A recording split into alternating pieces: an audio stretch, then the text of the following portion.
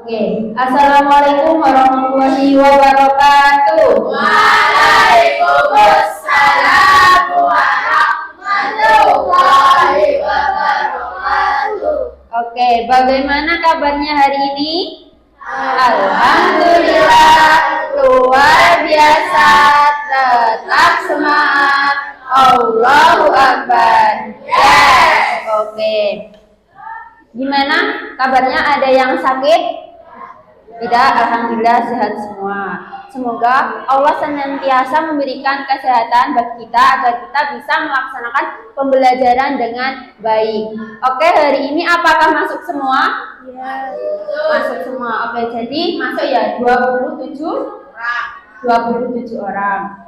Nah, sebelum memulai pembelajaran, coba kalian lihat di bawah meja atau di kolom meja kalian apakah terdapat sampah. Kalau bisa dibuang di tempat sampah terlebih dahulu. Saya kasih waktu 1 menit. Silakan.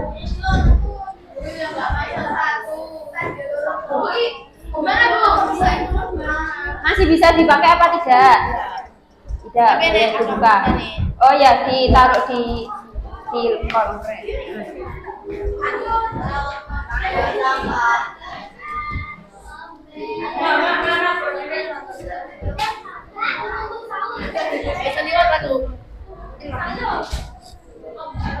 Jika sudah, bisa kembali ke tempat duduknya masing-masing. Oke.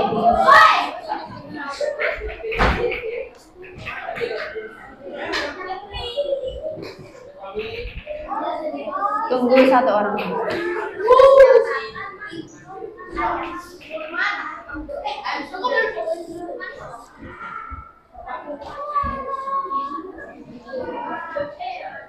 Sudah? Nah, sekarang Ibu mau tanya, kalian pernah berpikir enggak jika sekolah kita ini setiap harinya penuh dengan sampah? Ya. Ada yang iya, ada yang tidak. Coba yang tidak, coba yang iya. Menurut kalian gimana? Di lingkungan sekolah banyak sampah dibuang sembarangan. Menurut sampean itu nyaman apa tidak jika di sekolah ini terdapat banyak sampah? Tidak, karena tidak dapat mencemari lingkungan. Oke, betul. Nah, kalian pernah berpikir nggak sampah itu jika kalian buang di tempat sampah nanti prosesnya atau kembali kemana? Maksudnya proses pembuangannya kemana? Ayo kemana? Kan sampah habis sampai pungut lalu kan dibuang di tempat sampah. Nah, biasanya itu pembuangan terakhirnya di mana? DLH. Di tempat sampah. DLH atau TPA. Atau TPA. Oke, nah. Terus habis ini kita akan menonton video tentang dunia yang negara yang Terkotor. di dunia dan Indonesia masuk di dunia. Nah, nanti kita akan membandingkan kedua negara tersebut. Oke? Dunia.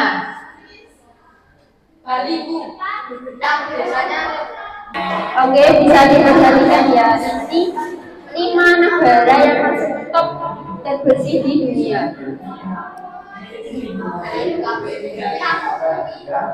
Memang menjadi gambaran sekolah Indonesia bersih juga mengetahui hidup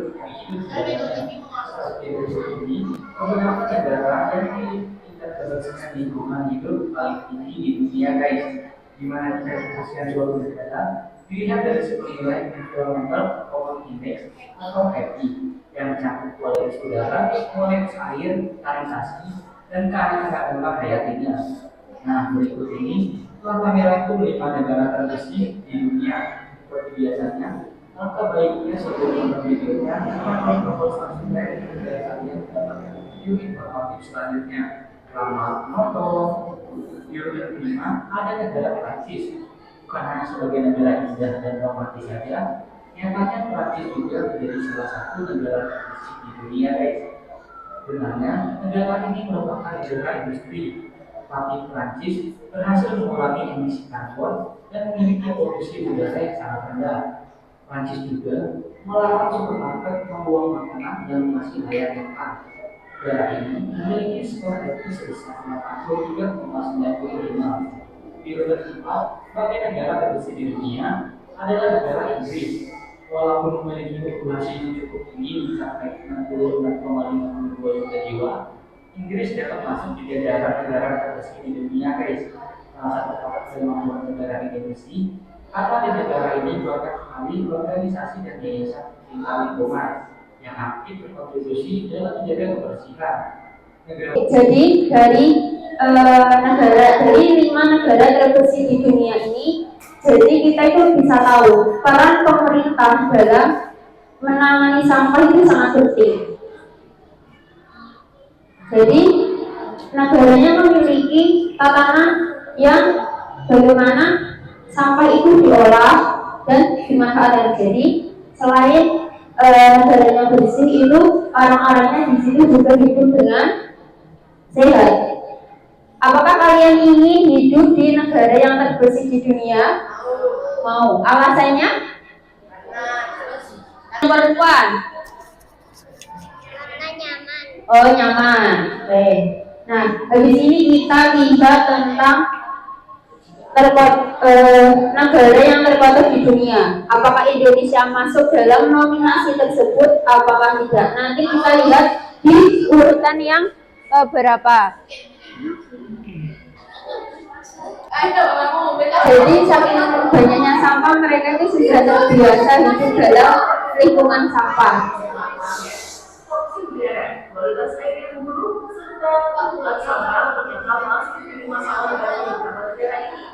Jadi saking banyaknya sampah di negara tersebut, mereka itu sudah biasa hidup, bisa melakukan ini sampai ada yang di laut.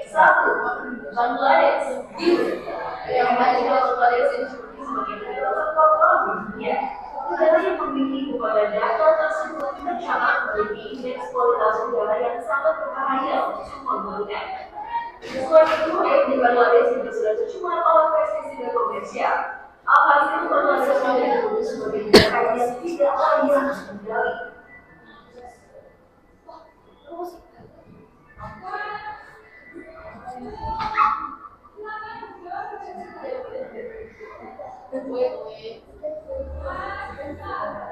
Dua, Chad terdiri dari sekitar 17,953 juta nyawa. Membuat Chad atau yang juga dikenal dengan Republik Jambi memiliki indeks kualitas udara yang hampir mirip dengan Bangladesh. Pada tahun di negara tersebut juga timbul masalah sampah dengan yang kabur. Dan ini sebagai negara terkotor saja. Nah, faktornya ini disebutkan ya karena kepadatan penduduk. Di samping wilayahnya yang kecil itu penduduknya juga banyak, jadi dapat mempengaruhi tingkat sampah yang ada dalam negara tersebut. Tiga, Pakistan. Pakistan sudah memiliki indeks kualitas udara yang berbahaya untuk semua golongan. Bisa dilihat sampai saluran airnya itu iya mampet, terus berbau tidak enak, berwarna kecoklatan atau kehitaman. Negara yang terletak di Asia Selatan ini termasuk dalam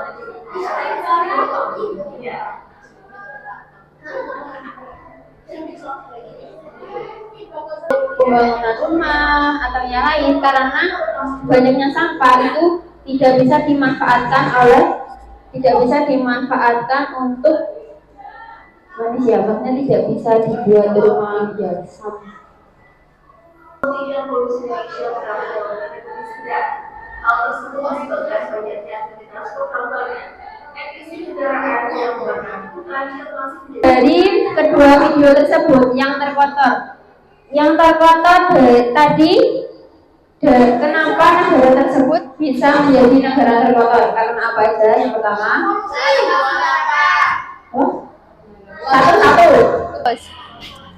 banyaknya buang sampah kebanyakan. Terus yang ketiga, sembarangan ya maksudnya. Terus apa lagi? Kurangnya tempat sampah.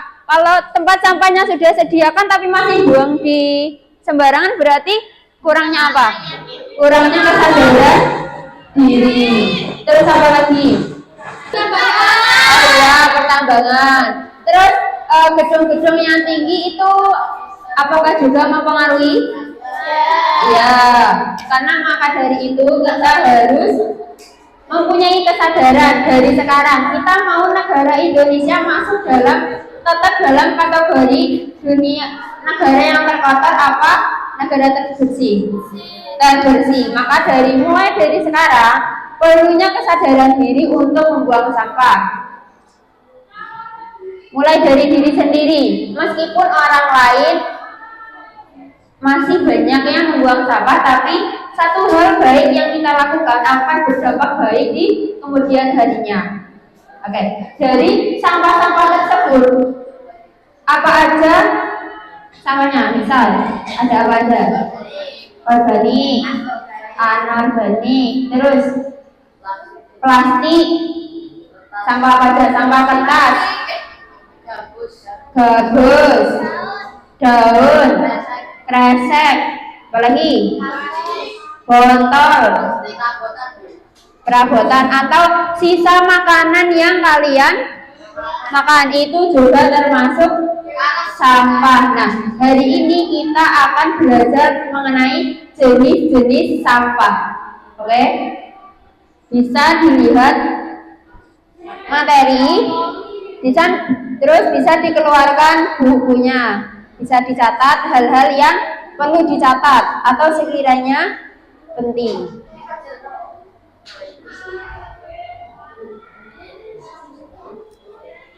Berbagai jenis sampah.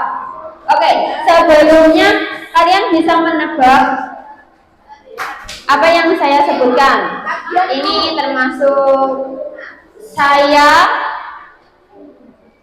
salah satu dari tumbuhan. Jika kering, saya berguguran di tanah. Apa itu saya? Daun. Oke. Saya digunakan untuk menyimpan makanan yang disukai oleh anak muda sekarang. Ayam. Ujian makanan.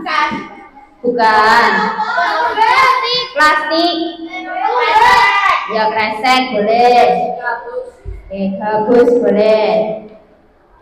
Terus Tupperware boleh. Makanan. Pot. Sering digunakan. Lanjut. Memahami berbagai jenis sampah. Nah, apa itu sampah?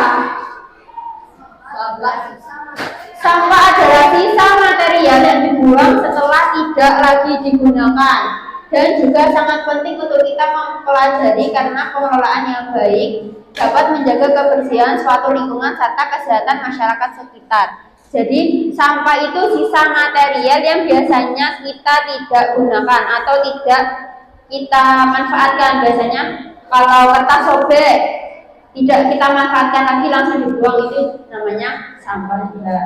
Oke.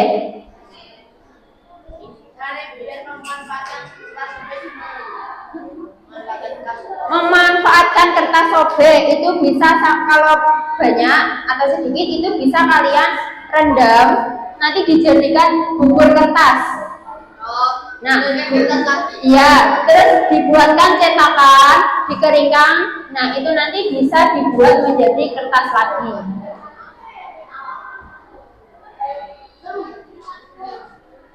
Terus ini ada jenis-jenis sampah. Yang pertama ada sampah anorganik, yang mana sampah anorganik terbuat dari bahan buatan manusia seperti plastik, kertas, logam yang tidak mudah terurai. Jadi terurainya itu dalam jangka waktu panjang, bisa tahunan atau ribuan tahun. Jadi sampah plastik yang sampai buang itu tidak bisa didaur oleh alam dengan baik. Jadi makanya pengolahan sampah anorganik itu sedih.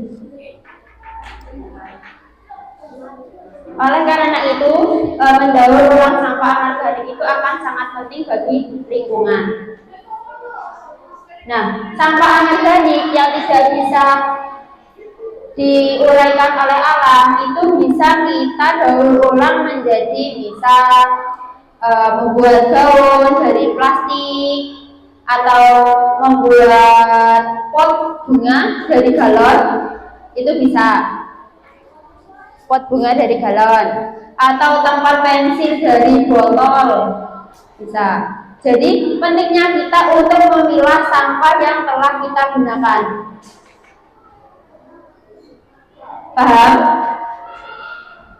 Ini tempat sampah untuk sampah anorganik. Jadi misal sampean lihat ada tiga tempat sampah, ada warna merah, kuning, sama hijau. Itu memiliki fungsi dan juga fungsi dari sampah tersebut. Misal kuning ini buat sampah anorganik. Jadi jangan salah untuk membuang sampah. Jadi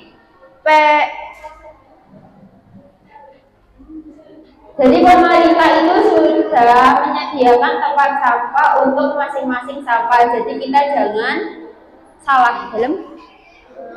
Sampah makanan itu semuanya di sampah merah. Habis ini, oke, langsung. Tadi ada pertanyaan kalau sampah merah itu gimana Bu? Nah, ini yang sampah B3. Apa itu sampah B3? Berbahaya dan beracun.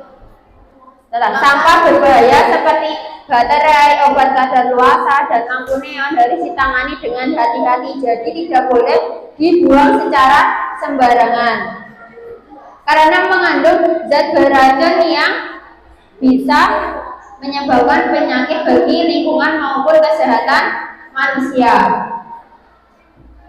Oleh karena itu jenis sampah ini tidak boleh dibuang sembarangan. Makanya pemerintah menyediakan tempat sampah warna merah. Jadi nanti pihak dari petugas kebersihan akan mengolahnya dengan baik dan sesuai peraturan yang ada untuk pengolahan sampah B3. Dalam? Oh, nggak ada yang pegang. Oke. Mau ditulis dulu? Oke. Sampah. Nah, itu kalian kan iya. Riset mengatakan, dokter-dokter mengatakan memang pembalut itu sudah dibuat sedemikian rupa, jadi tidak dicuci. Itu tanggung jawabmu. Tanggung jawab pertama. Ya, jadi kita sampahmu itu tanggung jawabmu. Jadi bisa kalian mempunyai sampah, ya itu tanggung jawabnya kalian. Sampah organik atau sampah yang mudah diuraikan atau bisa dimanfaatkan lagi menjadi kompos. Daur bisa, jadi bisa buat pupuk, bisa sampai di rumah.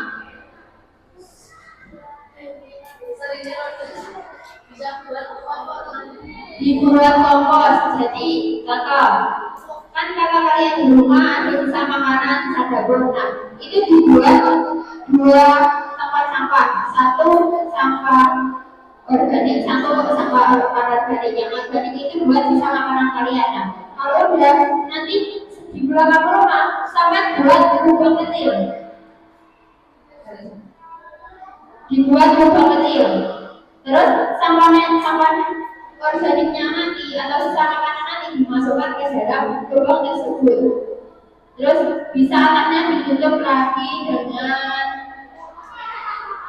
tanah atau dengan jerami-jeraminya itu boleh. Nanti bisa dilihat 1 minggu atau 2 minggu kemudian itu teloret dan bisa dimanfaatkan untuk kompos. Terus tanahnya diambil, ditaburkan ke tanaman-tanaman agar subur. Terus yang sampah anorganiknya gimana Bu? Bisa sampai kan udah di plastik sampah ya, itu bisa dimasukkan atau jangan dibakar. Kalau bisa itu ditaruh di tong sampah.